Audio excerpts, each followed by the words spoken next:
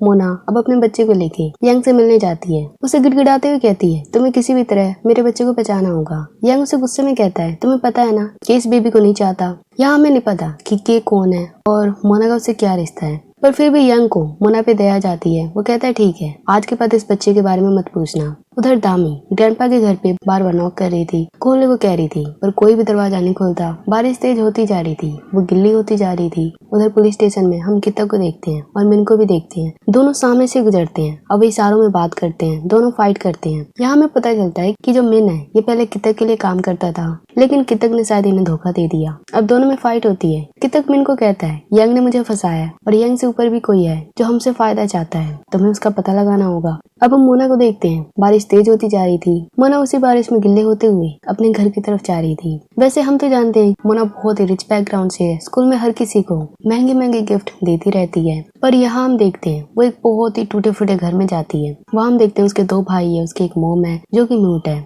दोनों भाई बहुत ही बेकार हैं। अपने मोम को बस डांटे जा रहे थे पैसों के लिए, गैम्बलिंग के लिए। मोम बस रोई जा रही थी। मोना अपने भाइयों को डांटती है कि वो ऐसा क्यों कर रहे हैं, वे कब सुधरेंगे। मोना के भाई मोना को ब्लैकमेल करते हैं। वो कहते हैं कि कल तुम सेलिब्रिटी तो बन जाओगी, लेकिन तुम्हारी कहानी हम लिखेंगे, दुनिया को हम बताएंगे कि मोना सेलिब्रिटी कब बनी और असलियत में उसकी आइडेंटिटी क्या है। मोना अपने भाइयों को डांटती है और कहती है, अगर तुमने ऐसा कुछ भी किया तो तुम बहुत पछताओगे। मोना अपने मोम को देखकर बहुत ही रोती है। उधर दामी अभी भी ग्रैंडपा के घर पे थी। वो नॉक करे जा रही थी, कोई डोर तो ओपन नहीं करता। वो बेहोश हो जाती है, उसकी तबीयत खराब होने लगती है। यहाँ तो हम जानते हैं कि दामी के 5 सर्जरी हो चुकी है। उसके अडॉप्टिव पेरेंट्स ने दामी को मोम को पहले ही बताया था कि उसे बारिश के पानी से दूर रखना, पर हम देखते हैं दामी की मोम उसे दूर से देख रही है। वो बस ये चाहती है कि ग्रैंडपा डोर ओपन करे, पैसों के लिए मान जाए, उसे पैसे इन्वेस्टमेंट के लिए मिल जाए। अब दामी तो बेहोश हो चुकी थी, उसका प्लान खराब ना हो जाए, इसलिए वो फटाफट ग्रैंडपा के डोर पे जाती है, वहाँ डोरबेल बजाती है और दोबारा कार में बैठ जाती है। दूर से देखने लगती है।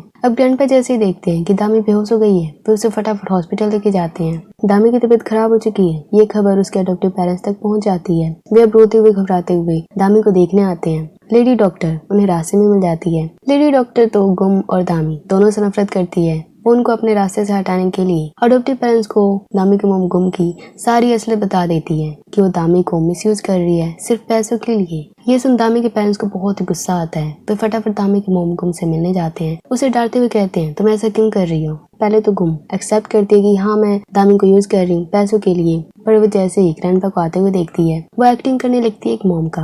वो रोते हुए कहती है कि आप लोग ऐसा क्यों कर रहे हैं, तुम लोगों के कारण ही दामी ऐसा कर रही है। ग्रैंडपा के घर तक गई पैसे मांगने के लिए ताकि वो तुम्हारे कर्जे को चुका सके।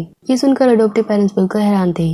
वे गुम का प्लान समझ नहीं पाते, बेचारे फंस जाते हैं। कुछ देर बाद ग्रैंडपा दामी से मिलने जाते हैं। दामी को होश आ चुका था। दामी बार बार माफी मांगती है ग्रैंडपा से और इन्वेस्टमेंट के लिए मनाने लगती है। ग्रैंडपा कहते हैं, ठीक है मैं इन्वेस्टमेंट के लिए मान गया, लेकिन मेरी एक शर्त है, तुम्हें अपने अडॉप्टिव पेरेंट्स से दूर रहना हो, ना ही उनसे बात करना है, ना ही उनको कुछ पैसे देने हैं। दामी अब रोते हुए कहती है, ऐसा आप क्यों कह रहे हैं, पर अब वो ग्रैंडपा की बात मान जाती है। उधर मिन और केतक आपस में लड़ रहे थे। केतक किसी तरह मिन को भगा देता है। अब हम दामी के अडॉप्टिव पेरेंट्स को देखते हैं जो दामी के बचपन को याद करते हैं। दामी की जब सर्जरी होती है उसके गले पे कई निशान होते हैं, जिससे स्कूल के बच्चे उसे बुली करने लगे थे। दामी घर आकर अपने पेरेंट्स के बताती, वो रोने लगती। दामी के पेरेंट्स कहते कि तुम्हें ऐसा कुछ भी नहीं है, तुम बहुत स्पेशल हो। यहाँ हम देखते हैं दामी के अडॉप्टिव पेरेंट्स ने अपने बॉडी पे भी सर्जरी के निशान लगवाए थे ताकि दामी सैड ना हो। वे दामी को कहते हैं, देखो तुम पावरफुल हो, हम भी पावरफुल हैं। दामी भी मान जाती है। वो इस बात से बहुत ही खुश होती है। ये बातें याद करके दामी के पेरेंट्स भी सोचते हैं, हमें दामी को गुम के पास भेजकर बहुत बड़ी गलती कर दी।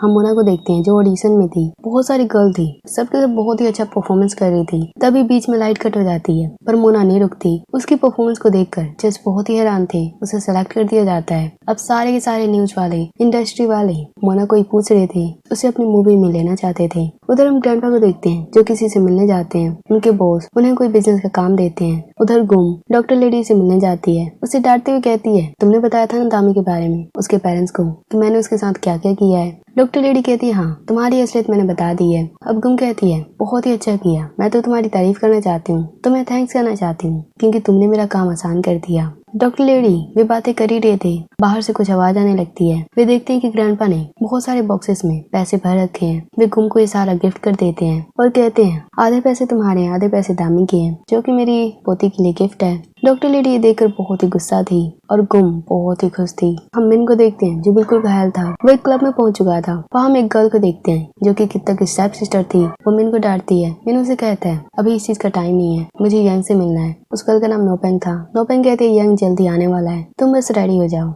हम मोना को देखते हैं जो एक्सरसाइज कर रही थी। तभी दामी की मोम गुम उसे मिलने आती है और उसे अपनी एजेंसी में काम करने का ऑफर देती है। मोना पहले तो नहीं मानती, पर गुम से कहती है मुझे पता है ऑडिशन तुमने कैसे जीता, तुमने ऑडिशन में पावर कैसे कट की थी। मोना अब मान जाती है। वो इस ऑफर से बहुत ही खुश थी। तभी उसे डायरेक्टर का कॉल आता है। डायरेक्टर उसे कमेंट दिखाते हैं। उसमें लिखा था मुझे पता है स्कूल में किस गर्ल ने आर्ट रूम में बच्चे को जन्म दिया था, वो मोना थी। ये पढ़कर मोना बिल्कुल घबरा जाती है। डायरेक्टर कहते हैं अगर तुम्हें हमारी एजेंसी में काम करना है पहले इस चीज को निपटाओ।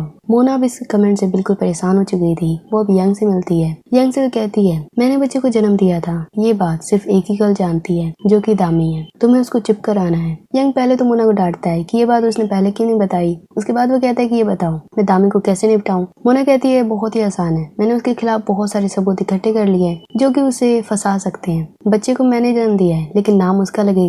वो अब यंग को वो वीडियो दिखाती है जिसमें दामी उस बच्चे को लेके जा रही थी और जब मिन ने स्कूल में दामी को चिल्ला चिल्ला के डांटा था कि उसका शुगर डैडी है, ये वीडियो वो यंग को दे देती है। वो अब अपने आदमी से कहता है कि एक गर्ल है दामी, तुम्हें उसके स्कूल में जाके फेक न्यूज फैलाना है कि दामी ने एक बच्चे को जन्म दिया है और मोना को फंसा रही है। आगे हम देखते हैं यंग के आदमी फेक न्यूज चला के लाइव स्ट्रीम करके दामी का नाम खराब करने लगते हैं। हर जगह ये अफवाह फैल जाती है कि दामी ने बच्चे को जन्म दिया है। दामी तो पूरी अनजान इन सारी चीजों से कि ये सब क्या हो रहा है। स्कूल के टीचर भी परेशान हो जाते हैं कि आखिर ये सब हो क्या रहा है। तभी आर्ट टीचर उनको कहती है कि मैंने देखा है दामी को बच्चे को जन्म देते हुए। आर्ट टीचर भी दामी से नफरत करती है क्योंकि फ्लैशबैक में हम देखते हैं ये ऐसा क्यों कर रही है, क्योंकि आर्ट टीचर का स्कूल के प्रिंसिपल के लड़के से अफेयर था। वो उनसे वेडिंग करके स्कूल में परमानेंट टीचर बनना चाहती थी, पर जो प्रिंसिपल का लड़का था वो टीचर से शादी करने से मना कर देता है। ये सारी चीजें दामी देख लेती है। आर्ट टीचर कहती है तुम ये बात किसी को भी नहीं बताना, नहीं तो मैं तुम्हारे साथ बहुत ही बुरा करूंगी। दामी भी कहती है ठीक है मैं नहीं बताऊंगी।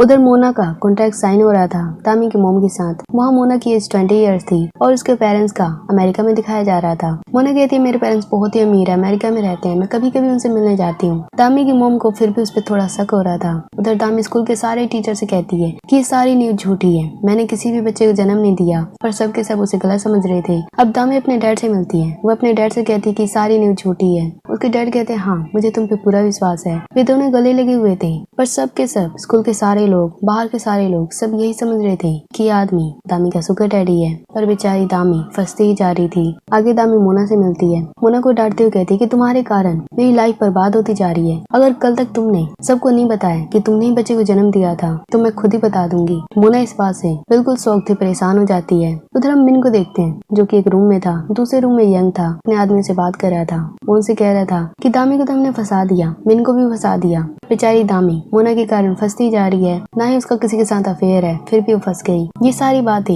दूसरे रूम में मिन सुन रहा था। उसे इस बात से बहुत ही दुख होता है कि उसने बेकार में ही दामी को स्कूल में डांटा था। मिन को इस बात से बहुत ही दुख होता है। अब जैसे यंग टॉयलेट में जाता है, वहाँ मिन उसे बहुत ही मारता है, उसे टॉर्चर करता है। उसकी बातों को रिकॉर्डिंग करते हुए कहता है कि सारा कुछ एक्सेप्ट करो।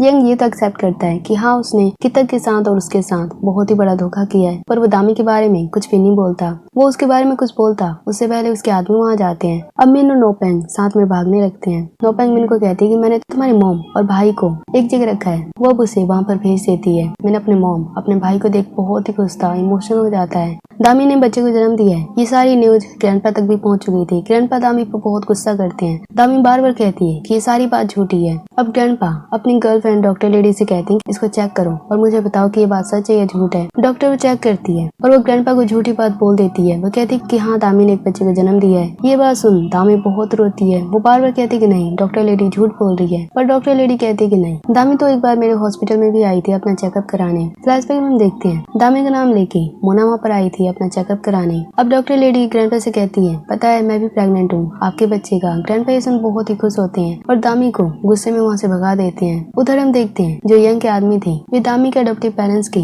घर तक पहुँच चुके थे और वहाँ की हर चीज वो न्यूज में दिखा रहे थे। अब हम दामी को देखते हैं जो अपनी मॉम गुम के साथ थी। गुम दामी को बहुत गुस्सा करती है, उसे डांटने लगती है कि तुमने ये सब क्यों किया। दामी कहती है मॉम कि आपको मुझ पे भरोसा नहीं है, मैंने ऐसा कुछ भी नहीं किया है। गुम कहती है भले ही तुम प्योर हो, भले ही तुमने किसी बच्चे को जन्म दिया है या नहीं दिया है, लेकिन लोग जिस बातों पे भरोसा करते हैं उस पे मैं भी करूंगी। अगर तुमने कोई भी गलती नहीं की है तो सबूत लाओ और अपने आप को इनोसेंट प्रूव करो। ये सुनकर दामी का दिल टूट जाता है कि उसकी अपनी मॉम उस पर विश्वास नहीं कर रही है। वो अब अपनी मॉम को कहती है कि मॉम मुझे पता है बचपन में आपने मुझे खोया नहीं था, आपने मुझे जानबूझकर छोड़ दिया था। पता है मैं उस दिन बहुत ही दुखी थी, मैं उस दिन बहुत रोई थी आपको याद करते हुए। मैं जा रही हूँ अपने ग्रैंडपा की सारी बात बताने, फिर देखती हूँ आपको इन्वेस्टमेंट के पैसे मिलते हैं या नहीं मिलते। ये बात सुन दामी की मॉम गुम बहुत ही गुस्से में आ चुकी थी। वो दामी को मारने लगती है। जो फिश टैंक था जो कि कांच का था उस पे दामी को पटक देती है। दामी बिल्कुल घायल होते हुए बेहोश हो जाती है। अब हम देखते हैं बहुत सारे लोग कहीं पे जा रहे हैं दौड़ते हुए, सब घबराए हुए हैं। उसमें यंग मैन, गुम, डॉक्टर लेडी सब के सब है।